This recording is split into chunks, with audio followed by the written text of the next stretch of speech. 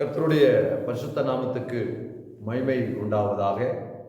இந்த நாளிலே தேவன் நமக்கு கொடுக்கிற அவருடைய வார்த்தை உபாகமத்தினுடைய புஸ்தகம் 14வது அதிகாரத்திலே 29வது வசனம்.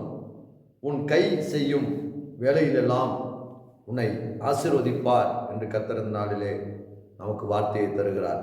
எனக்கு அருமையான தேவ பிள்ளைகளே, தேவ ஜனமே, இன்றைக்கு கூட நம்முடைய வேதம் சொல்லுகிறது, நாம் வேலை செய்யாமல் சாப்பிடக்கூடாது என்று சொல்லி நம்முடைய பரிசுத்த வேதாகம் சொல்லுகிறது.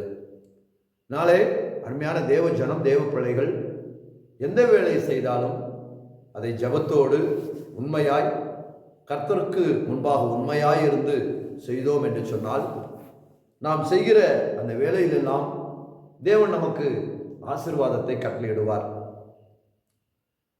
சோம்பேறியின் கையோ வேலை செய்ய சம்மதியாது என்று வேதத்தில் எழுதப்பட்டிருக்கிறது.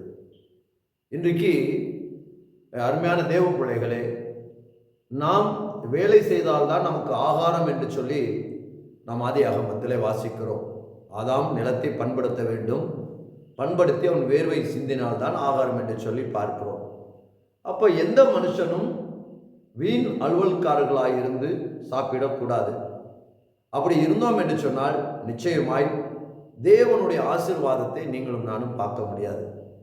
அதனாலே ஆண்டவர் நமக்கு கொடுத்த எந்த வேலையோ அந்த வேலையை நாம் உண்மையும் உத்தமமாய் கர்த்தருக்கு பயந்து அந்த வேலைகளை செய்வோம். அந்த நாம் செய்கிற அந்த வேலைகளெல்லாம், நம்முடைய கை செய்கிற அந்த வேலைகளெல்லாம் கர்த்தர் நிச்சயமாய் நம்மை ஆசீர்வதிப்பார். அந்த வேலையிலே நமக்கு அநேக நன்மைகளை உண்டு பண்ணுவார். கர்த்தர் தாமே நம்மை ஆசீர்வதிப்பாராக.